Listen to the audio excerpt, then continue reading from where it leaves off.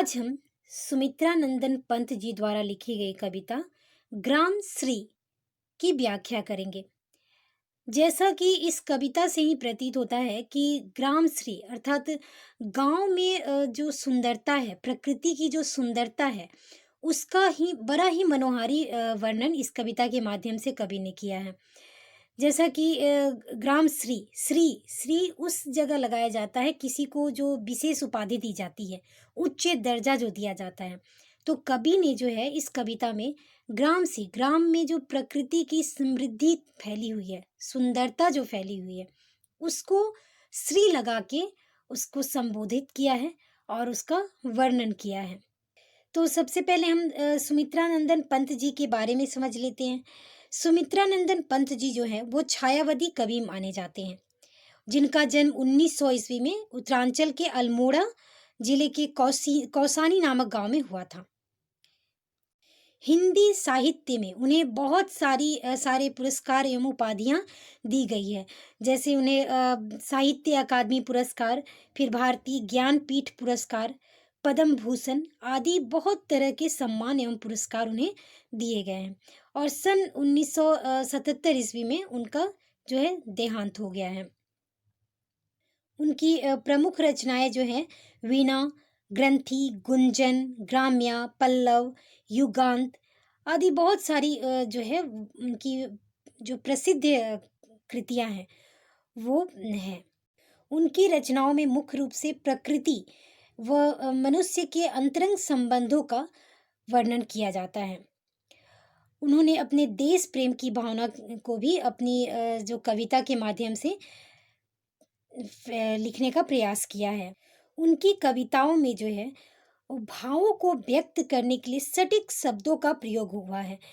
इतने सटीक शब्दों का ये प्रयोग करते हैं कि बिल्कुल ही अलग भाव प्रदर्शित करते हैं और बहुत ही स्पष्ट रूप से अपनी व्याख्या को लिखते हैं और इसीलिए उन्हें शब्द शिल्पी कवि भी कहा जाता है।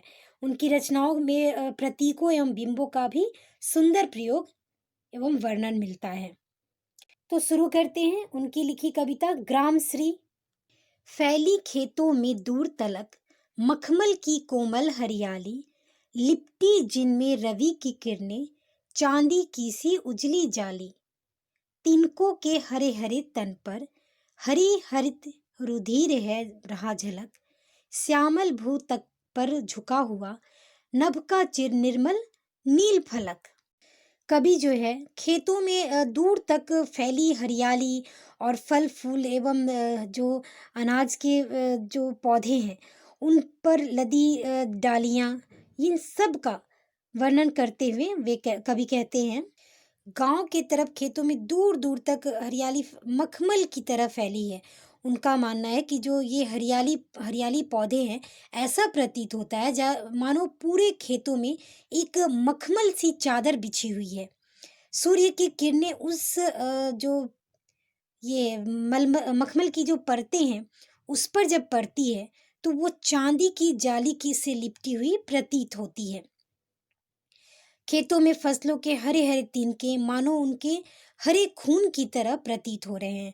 जब उनमें जो इतनी सारी लहरें पौधे जो हैं और उनमें जो डालियां जैसी झुकी हुई है वो ऐसा प्रतीत होती है मानो कि हमारे जैसे शरीर में खून की जैसे ये मानो कि फसलों के जो खून की तरह लहरें फसलों में बह रही हैं।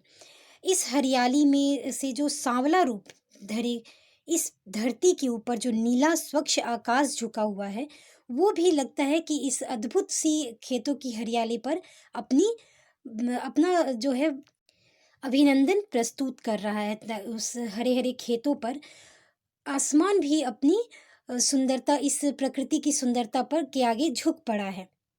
रोमांचित सी लगती वसुधा आई जो गेहूं में बाली, अरहर सनई की सोने की किनकिनिया है शोभाशाली। उड़ती भिनी तैलाक की गंध, फूली सरसों पीली पीली, लो हरित धरा से झांक रही नीलम की कली तीसी नीली। अब कभी कहते हैं कि अब मैं जो जौ और गेहूं के फसल की बालियां के आने से धरती बहुत खुश प्रतीत हो रही है, क्योंकि जौ और गेहूं की जो बालियां होती है, उसके जो डालियां जैसे लटकी रहती है, उसमें अनगिनत अनाज के दाने लटके रहते हैं, वो बहुत ही सुंदर प्रतीत हो रही है। अरहर और सनई की पकी फलियां सोने की तरह धनी के तरह सुगंध फैलाई हुई है। सरसों के पीले पीले फूल भी प्रकृति को अपनी तरफ आकृष्ट कर रहे हैं। और इस सरसों के जो कलियां खिली हैं, उससे जो भीनी भीनी खुशबू आ रही है, ऐसा प्रतीत हो रहा है मानो कि तेल की भीनी भीनी खुशबू गंध अपनी प्रकृति में फैलाई हुई है। ऐसी हरी हरी भरी धरतियों से निकलने वाले नीलम की कलियां ऐसे दिखाई दे रही है मानो वे बाहर की ओर झांक रही हैं, अर्थात वे वातावरण में नीलम की कलियां भी खिल चुकी हैं। और इस तरह से कवि जो है प्रकृति में फैली हुई जितने भी अनाज के दाने हैं, जो फल फूल है उससे निकल रहे हैं, उन सब का बखान अपनी कविता में किया है। और ऐसे भी हम जानते हैं जो सुमित्रा नंदन पंत जी जो हैं, वो प्रकृति के सुकुमार कवि के नाम से जाने जाते हैं, क्योंकि इनकी कविताओं में जो है प्रकृति की अनगिनत और अविरल छवि दिखाई पड़ती है। और हर शब्द जो है इनको प्रकृति को समर्पित है, और यही कारण है कि इन्हें प्रकृति के सुकुमार कवि के नाम से भी जाना जाता है। आगे कवि लिखते हैं, रंग रंग के फूलों में रिलमिल हंस रही सखियां मटर खड़ी, मखमली पेटियों सी लटकी, छिमिया छिपाए बीज लड़ी, फिरती है रंग रंग की तितली, रंग रंग के फूलों पर सुंदर, फूले फिरते हैं फूल स्वयं, उड़ उड़ वृंतों से वृंतों पर। अब इस पंक्ति में कवि जो है वो मटर छिमी, जो मटर के जो बीज है उसका वर्णन करते हैं। कवि कहते हैं, रंग बिरंग के फूलों के बीच मटर की जब फलियां ऐसी प्रतीत होती है मानो सखियां आपस में घुल मिलकर हंस रही हैं। लटकी हुई फलियों के अंदर छुपकर जो मटर है वो उन्हें बीजों की लड़ियों के समान मखमल की पेटी में छुपे और अंदर से झांकती हुई प्रतीत होती है। अब कभी जो है वो रंग बिरंगी तितलियों का वर्णन करते हैं। रंग बिरंगी तितलियां जब पौधों पे जो फूल खिलते हैं उस पे मंडराने लगती हैं, और वो जो तितलियां हैं वो कवि को ऐसा प्रतीत हो रही है मानो कि इस फूल से उस फूल पर जब वो उड़ उड़ के जा रही हैं तो उन्हें प्रतीत हो रहा है कि एक फूल उड़ के दूसरे फूल पर जाकर खुद ही चले जा रही हैं। तो इस तरह से कवि ने मटर के दानों के का भी वर्णन किया है कि किस तरह मटर, जो हरे मटर आते हैं ना, उसका भी वर्णन इस पंक्तियों के द्वारा लिखते हुए कहते हैं कि मटर के दाने अपनी सहेलियों के साथ, सखियों के साथ ऐसे प्रतीत हो रही हैं जैसे घुल मिलकर आपस में बात कर रही हैं और हंस रही हैं। अब रजत स्वर्ण मंजरियों से लद गई आम्र तरु की डाली, झर रहे ढाक पीपल के दल, हो उठी कोकिला मतवाली, महके कटहल मुल्कित जामुल, जंगल में झरबेरी झूली, फूले आरू नींबू दाड़िम, आलू गोभी बैगन मूली। अब आगे देखिए, अब इन पंक्तियों में जो कवि हैं वो पहले तो उन्होंने अनाज, अन्न के दानों का वर्णन किया। अब कवि जो है फल और फलों का कैसे वर्णन करते हैं, फलों की, सब्जियों की। खेतों में जो गाँव के खेत जो हैं वहाँ पे तरह तरह की सब्जियां, अनाज, फल फूल, फिर सब्जियां सब तरह के भरे रहते हैं। तो कवि जो है उस खेतों की हर एक फसल का इतना सुंदर वर्णन इस कविता के माध्यम की किया है, मानो प्रतीत होता है कि हर एक फसल को कवि ने इन कविताओं में रच डाला है। और हर सब्जी, फल फूल, अनाज, सब एक हर एक चीज का वर्णन अपने एक एक शब्दों के द्वारा मनोहारी वर्णन किया है। तो अब कवि कहते हैं, जब आम के फल लगते हैं, आम की जब आम की टहनियों पर जब सोने चांदी की भांति रंगों के फूल मंजरी जब आते हैं, छोटे छोटे जो फूल आते हैं ना आमों के, उनका वर्णन किया है। तो ऐसे प्रतीत होते हैं मानो सोने चांदी की तरह लद गई हैं मंजरियां।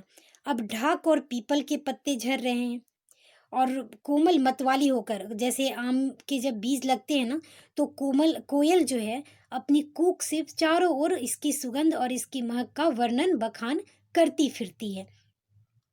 कटहल पकने लगे हैं, जामुन के पेड़ों पर फूल लग गए हैं और चारों ओर झरबेरी की टहनियाँ जो है फलों से लद गई हैं। आलू, नींबू, अनार, आलू, गोभी, बैगन, मूली, हर एक जो फल सब्जियां हैं वो खेतों में आने लगी हैं। इस तरह से पंत जी ने जो है फलों और सब्जियों का अनुपम चित्रण इन शब्दों के और पंक्तियों के माध्यम से प्रस्तुत किया है। पीले मीठे अमरूद में अब लाल लाल चित्तियां पड़ी, पक गए सुनहले मधुर बेर, आंवले की तरु की डाली जली, लह लह पालक मह मह धनिया, लौकी और सेम फली फली, मखमली टमाटर हुए लाल, मिर्चों की बड़ी हरी थैली। अब देखिए यहाँ कवि जो है हर एक सब्जी, जैसे अमरूद में लाल लाल चित्तियां आ गई, यानी कि अमरूद अब पूरी तरह से पक गए हैं और उसकी फसल जो है उनकी मीठी जो खुशबू आने लगी है। सुनहरे मीठे बेर भी पक गए हैं, आंवले के पेड़ में डालियां लग गई है और फिर पालक लहलहा रहे हैं, धनिया की सुगंध हर ओर फैली हुई है, सेम लौकी सब में फलियां लग गई, अर्थात अब उसमें से फल लग गए हैं, अब उसमें से पौधे जो सब्जियां उगने लगेगी। मखमल जैसे टमाटर अब पककर लाल हो चुके हैं। टमाटर जब पक जाते हैं तो लाल लाल होते हैं ना, तो उसको मखमल के समान कवि ने कहा है। मिर्च अब पूरी तरह से विकसित हो चुकी है, हरी मिर्च के पौधे लगे हैं। तो मैंने एक एक सब्जी और एक एक फल का कवि ने अपनी कविता में समावेश किया है। बालू के सांपों से अंकित गंगा की सतरंगी रेती, सुंदर लगती सतपथ छाई, तट पर तरबूजों की खेती, अंगुली की कंघी से बगुले कलंगी संवारते हैं कोई, तिरते जल में सुरखाब, पुलिन अब मटरौली रहती सोई। आगे कवि कहते हैं कि गंगा नदी के किनारे का खेत लहरों के प्रभाव के कारण सांपों की भांति टेढ़ा मेढ़ा दिखाई दे रहा। मतलब जब बालू पे पानी की लहरें आती हैं तो उसमें अलग अलग तरह के लाइन पड़ जाती हैं, तो वो जो कवि को है वो सांप की भांति अलग अलग टेढ़ी मेढ़ी लाइनें दिखाई पड़ रही है। नदी के किनारे छाए घास फूस, तरबूज के खेत दिखने लगते हैं। कहीं कहीं तट पर बगुले अपने पाँव से अपनी कलगी को संवार रहे हैं। सुरखाल या फिर जो तक चक्रवात पक्षी होते हैं वो नदी के निर्मल तट जल में तैर रहे हैं और तट पर मरगौठी मानो से सो रहे हैं। मतलब कि हर फल सब्जी और पशु पक्षियों का भी समावेश इन्होंने कविता में किया है, जिससे जैसे जो जो फसल लगते हैं उसके अनुसार जो फल लगे उसके अनुसार चिड़िया कोयल सब आने लगती हैं। तो कवि ने जो है गंगा तट तट का भी माने बहुत ही प्राकृतिक शोभा का वर्णन और स्वाभाविक चित्रण इन शब्दों के द्वारा प्रस्तुत किया है कि नदी जहाँ पे रहती है वहाँ के खेत कैसे दिखाई पड़ते हैं। हसमुख हरियाली हिमपात, सुख में आस अलसाए से सोए, भीगी अंधियर में निसी की, तारक स्वप्नों में से खोए, मरकत डिम्बों सा खुला ग्राम, जिस पर नीलम नभ आच्छादन, निरुपम हिमात में स्निग्ध शांत, निज शोभा से हरता मन जनमन। कवि कहते हैं कि इस समय सर्दी के धूप जो है खेतों की हरी भरी फसलें सूखी और आलस्य की निंदा में है। रात्रि के समय ओस भरे अंधकार में यह गांव के तारों के स्वप्नों में खोए हुए से मानो दिखाई पड़ते हैं। हर तरफ हरियाली से युक्त जो यह गांव ऐसा प्रतीत हो रहा है मानो किसी ने पन्ने ने जो है वो डिब्बा खोल दिया है। माने पन्ने का अर्थ है कि हरे रंग का पन्ना जो है, पन्ना एक पत्थर का नाम है, तो वो जो है हरे रंग का नीले रंग का रहता है, तो उसका डब्बा खोल दिया है ऐसा प्रतीत हो रहा है।